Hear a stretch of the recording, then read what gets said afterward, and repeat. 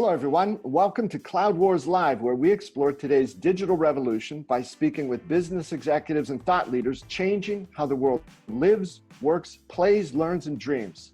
Our guest today is Sean Ammirati, venture capitalist, professor at Carnegie Mellon University's Business School, entrepreneur, and an observer of what's going on in the digital world today, always with some interesting ideas. Sean, welcome. We're delighted to have you back. Thanks, Bob. It's great to be here. Sean is part of our Digital All-Star series and is with us every month under the theme of Ammirati on innovation. So, Sean, there's some interesting things going on today. And as you look at the worlds of not only startups, but also how big companies are trying to remake themselves, recast themselves into the digital business world, there's a couple things come top to mind for you today. What are you thinking about these days? Yeah, so I mean, it's been an interesting month for sure, I think. One of the questions that we had talked about last time a little bit, and I think after that recording came out, there were a couple of good stories that even further illustrated this point, is that innovation is not relegated simply to 20-something small brand new companies, but that large companies are able to leverage their assets and their unfair competitive advantages to play in this. And between when we recorded that episode and today, Disney had their investor day and actually announced the Disney Plus streaming offering that they were coming out with, which has been framed by a lot of people as the kind of quote unquote Netflix killer, right? And to me, the interesting thing about what's happened there is the reaction from Wall Street, tech journalists, all these different groups has been incredibly positive. And I think it's because all of a sudden people are realizing like, hey, Disney is going to take the advantages that they have. They have content that nobody else does. They have they have sort of some moats that give them actual real leverage in these negotiations. And then they're going to actually take a playbook out of these more digitally native companies, right? And so they're going to actually build direct relationships with their end customers. They're going to switch their business model from transactional to more of a subscription model, right? These are things that you and I have been talking about for years with lots of legacy companies under the category of this handle kind of quote unquote digital transformation. But it's hard every time someone steps up and tries to do that. You've got to re-educate Wall Street on how to think about your financial metrics, because it turns out GAAP accounting is not that similar to subscription accounting, right? And so you've got to, and I think to be fair, that's an easier challenge than it was a few years ago. I remember years ago when Adobe made that pivot, what a struggle that was to say, like, we're going to make less money next quarter and you should be excited about that, right? And I mean, their stock went through kind of a full J curve there as they walked people through it. I think what was encouraging is, Investor Day, I think was Thursday evening. Friday morning, there was just a massive jump in the Disney stock as all of a sudden these pieces that you'd watched the leadership put together for a while kind of came into sort of a full mosaic picture. And not only did Disney stock shoot up, but this arch competitor Netflix, like although they've come back a little bit with decent earnings, they took a hit right away. And I think it's just, I'm hoping that other CEOs in other boardrooms are taking note of this and asking themselves the same questions. How do we create products and services that transform our relationships with our customers to allow us to have that same type of growth mindset? Sean, but as you said, the quote unquote Netflix killer, the Disney's unleashed here. But I thought that, over the last 2 or 3 years, I thought Netflix was going to kill Disney. So, right. Who's the Vic and who's the perp here, It was, so I think that's the interesting thing here, right? Is that we've gotten to a point where we assume, hey, if you're a company that was born in the digital age, if you're, and you've gone through the full capital formation prospect and gotten out and gotten public, you must have certain things in your DNA that make you the only organization who can win a market, right? I mean, we were talking just offline a week or so ago about the grocery industry, right? And people say, well, Amazon's coming into grocery, so I'm sure Amazon's going to be the winner in that business. Maybe, but then you see the largest grocery chain in the United States partnering with Microsoft to actually, instead of be reactive, be proactive into that, right? Companies can actually play in this business that weren't born, in the last 30 years. And so I think Disney is a great illustration of that. Now, Disney needs to continue to execute. They're going to need to actually finish the vision that they cast. They've got to launch these. They got to make it work. They've got to pick the right partners. I would love to have been. I don't actually know the answer to this. You may have given some of your connections. My intuition is that they're probably not using Amazon for the streaming. I bet they're not using AWS and EC2. That would be my intuition on it. There's a little bit of you don't want your enemy to also be your friend on that stuff, right? Yeah. So they have to pick the right partners. But I really think this in a couple years will be a case study lots of executives point to and say, man, we can do it in the same way that the Adobe thing has been for the how to be a CFO in this subscription economy world we live in. Sean, all those points you raise are perfectly online. And as you've said, you want it to be in some ways inspiring or a case study or just another boost of confidence to CEOs saying, we can do this. We've got assets that these newer companies can only dream about. But think about, right, the business model. Everybody looks at Netflix as if they were, born as this, incredibly successful creative company. Their original business model, right, was we'll use FedEx to send you overnight as many DVDs as you want. They started off as what would that be, like a bulk wholesaler in some ways. That's right. But so I think, to be fair, the interesting thing, right, is that there are certain things I believe that Netflix to their core understands that these large companies need to get. So this is not an exhaustive list, but as I was thinking through it, I think that they understand the value of an actual relationship with an end customer. This will start to give Disney that same type of data. They're fine thinking about niches. Even the fact that Disney Plus is not one bundled offering, but it's a number of offerings. So to me, that's really encouraging. They're okay with disintermediating their revenue, and they think about M&A strategically, right? So to me, is that you think about this stuff, like they've done that well, and then they've also taken this business model evolution and done that really well. I think what's interesting for other executives, if they're thinking about this, is like, okay, how do we do that if I'm sitting in a large grocery chain, or I'm sitting in a large aluminum manufacturer, or I'm sitting in a large automotive company, right? What's my version of Disney Plus, right? And certainly that's things that we've been looking at for a long time at the Corporate Startup Lab over the last couple of years, and we have tools and thoughts around that.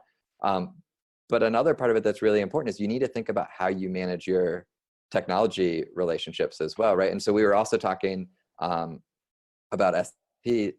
They just had their earnings announcement early this morning, right? And I think they've done a good job not only doing the same things themselves that Disney's doing, where they're sort of reinventing themselves as a next generation software company instead of a legacy enterprise software company. Their story as well as I do, but so I think they're doing it themselves. But with this Qualtrics acquisition now, right, they now have actual tools that they can hand to their customers and say, you want to get closer to your customers? Here's a hammer that you can use to build that house. And I think I think the value of that transaction, buying Qualtrics, is not yet appreciated. Sean, I think that's right on the mark, right? Because I always think it's so interesting, of all the big software companies or big tech companies that would have had the vision, and I think in some ways the guts to pay $8 billion for Qualtrics. What's so interesting is that of all of them, it was SAP, right? The prototypical company, if you think about where they came from, of, order, precision, internally oriented, the software runs everything, right? And so they not only brought a new capability into the company, they're changing the culture of their company, they're changing the vision, they're changing the market's perception of who they are. But what I think is fascinating, in some ways, I don't know that this has been articulated specifically too much, but part of the vision or the aspiration of the enterprise software business for a long time was to take all these different point solutions and combine them into a 360 thing. If SAP pulls this off right, they've done that. They have connected supply chain and demand chain in ways nobody else has ever touched. That's exactly right. I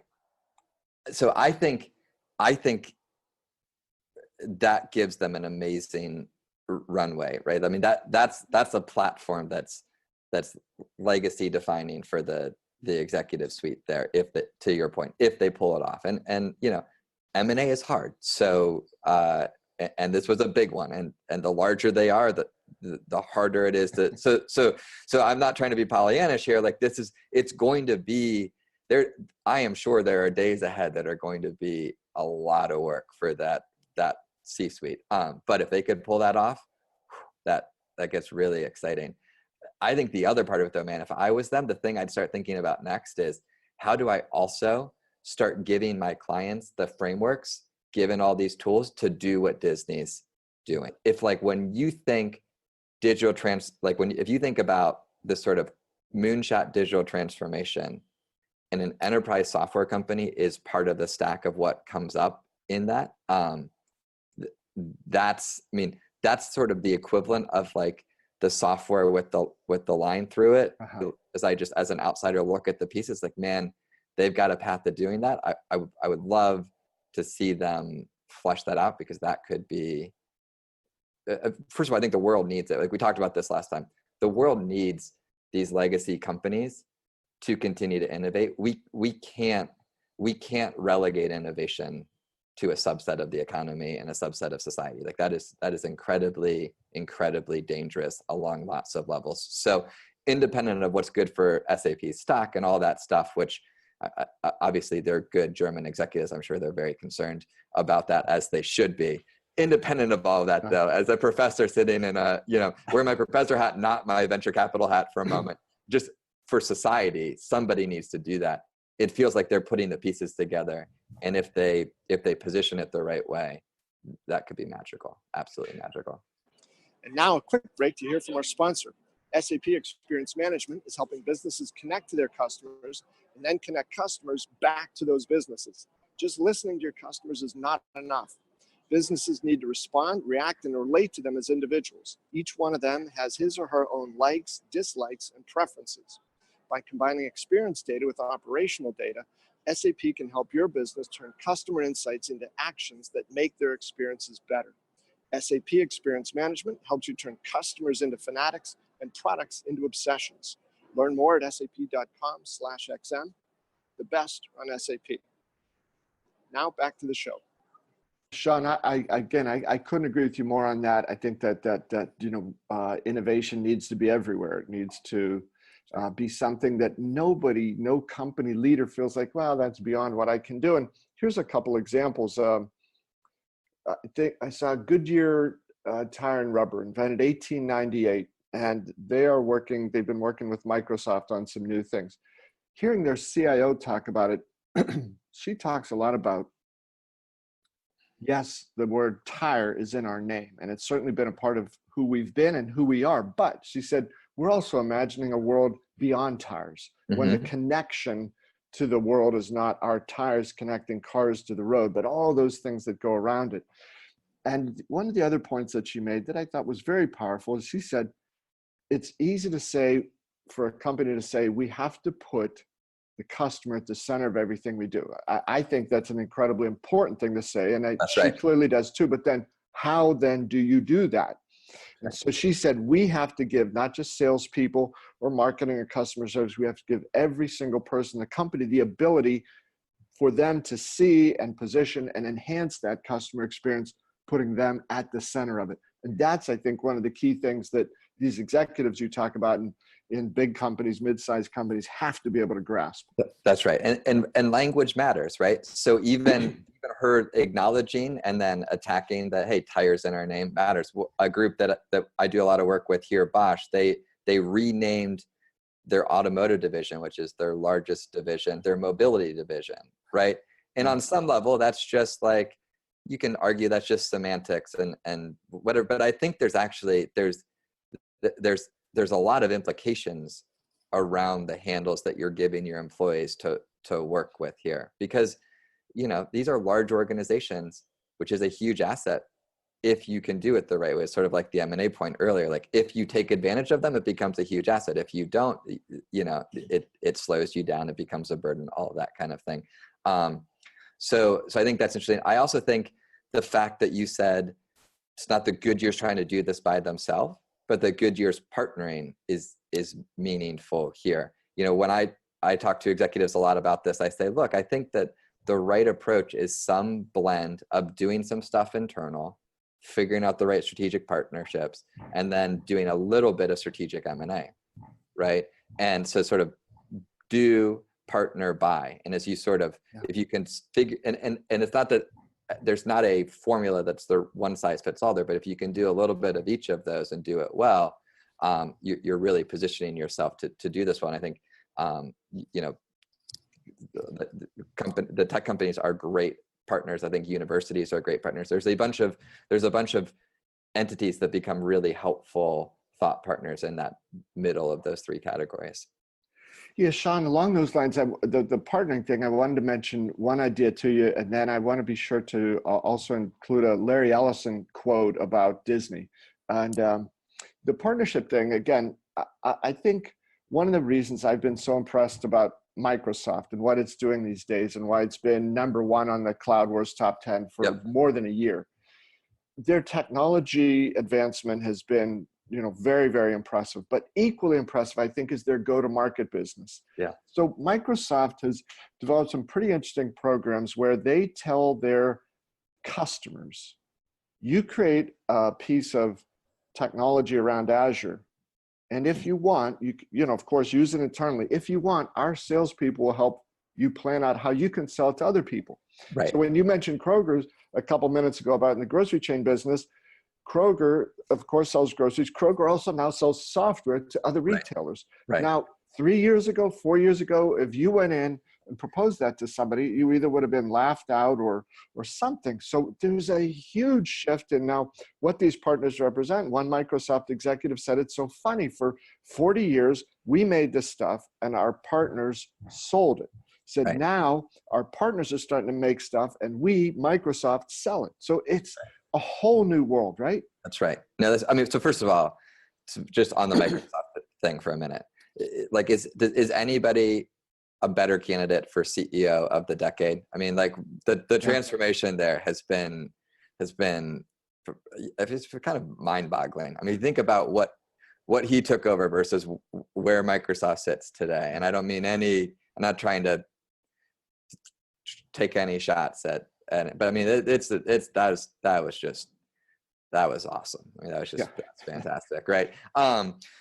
But I think he's done, my sense is, and again, you spend more time with these tech execs than I do, but from the outside looking in, it feels like he's changed the culture internally. He's changed their approach to how they think about partnering. And then, I mean, the LinkedIn acquisition was brilliant. I mean, just absolutely brilliant. And because LinkedIn is LinkedIn, it's the most public disclosure I've ever seen on exactly how brilliant it really was. I mean, anybody with a little bit of IQ can go back and read the disclosure from LinkedIn and actually figure out not just what Microsoft is in that, but you can see other ones who oh, well, that's what Salesforce was doing. And I mean, it was a great move by those guys, right? And I've got to imagine when you fast forward, right, the combination of having the built-in professional network that they do, plus this partner first mentality, I think they are going to flip a lot of these businesses on their head to go ahead and actually come in and say, like, let's help you with this transformation. I would heartily endorse that, your notion about Satya Nadella and the job he's done. But if you think about it too, right, but to say, oh, well, what he did was obvious. No, it wasn't, because I think if you looked at Microsoft before him, they would have fallen into exactly the type of category of some of these big troubled, legacy companies from other industries. They were struggling, sort of swarming, where do I go? How do I go? Trying to do the same things they used to do a little bit better, a little bit cheaper, instead of reorienting themselves and repackaging this. And I guess in some ways, what I find so exciting and interesting about your point with Disney and how they took all of those extraordinary assets they had was the Larry Ellison quote I wanted to mention to you.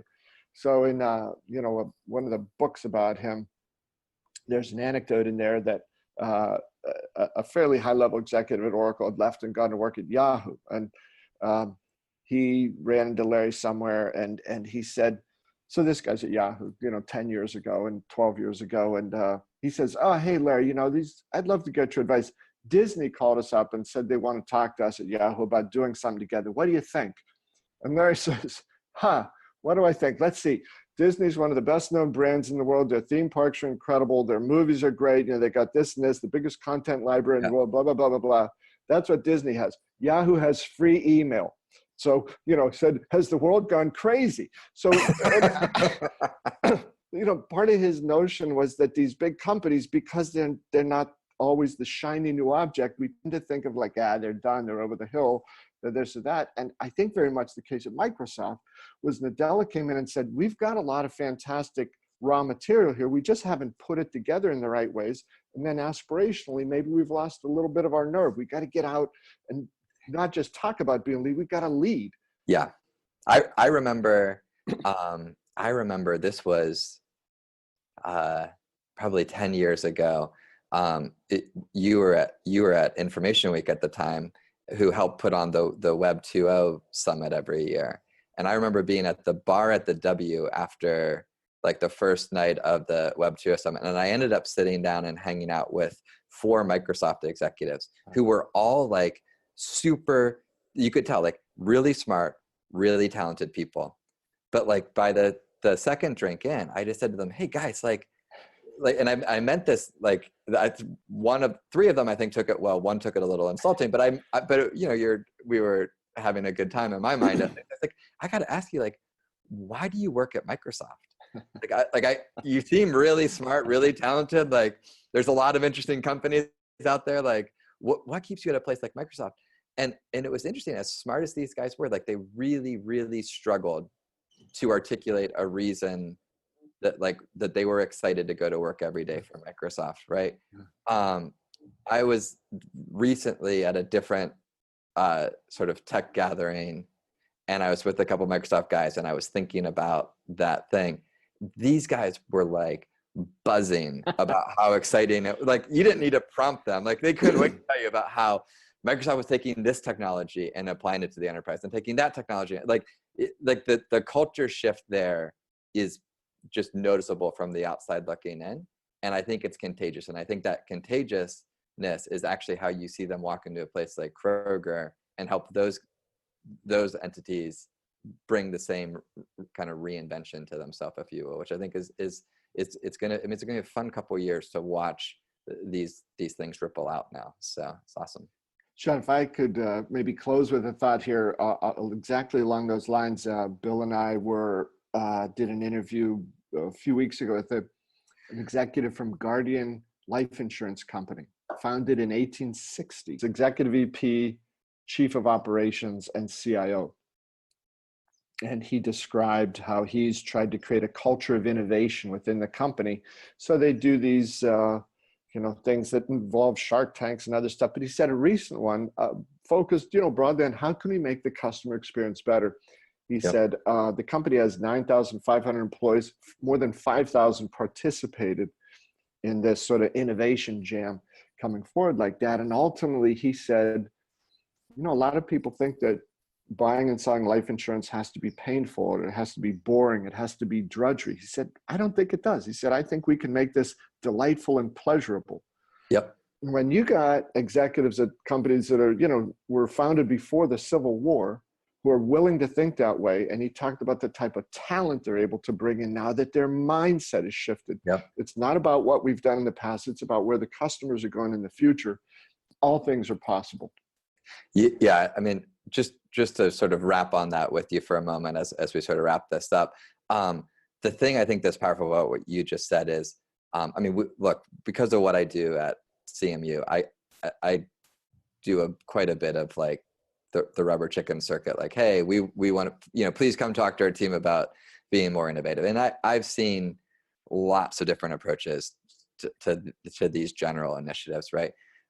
For what it's worth, I'm personally very skeptical of the Shark Tank like things, and maybe it worked well for them, but in general, I feel like that's dangerously copying the wrong things from startups. The question you have to ask yourself is, this mindset you're trying to infuse, like, what are the right first principle things to copy in? And I think pitching and getting your employees good at pitching is actually not a muscle that, if I were choosing which muscles to build in my culture, that would not be high on my list for what it's worth.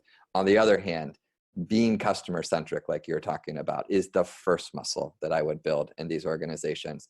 And I think what's great is when execs have the fortitude to experiment with a lot of these different things and actually see what works in their culture, and actually copy the right things, like being customer centric, that kind of stuff. Like the easy ones to pick on are like when they go, tour Silicon Valley for a week, and like come back and they're like, hey, we'll put a ping pong table in the corner over there, and then we'll be just like Google. That's the extreme example of copying the wrong thing. I think the Shark Tank style pitches aren't great, but man, if you can change and make your organization customer centric like that, you really do open up some opportunities for real transformation there, which is super exciting. It's cool to see a company like a life insurance company actually fleshing that out.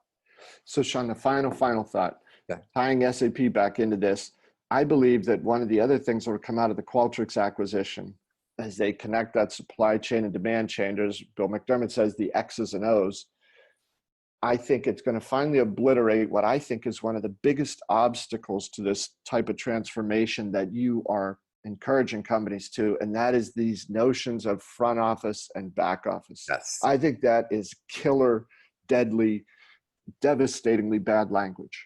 That's right. I couldn't agree more. I think that's right. I mean, you're better with words than me, but it feels like that's right. But SAP is still figuring out the right narrative to articulate that. Like, not that they don't know the strategy, but the narrative around that strategy, right? But man, like, as people grasp that and run with that, it's going to be really exciting to see how that transforms these industries, which is awesome.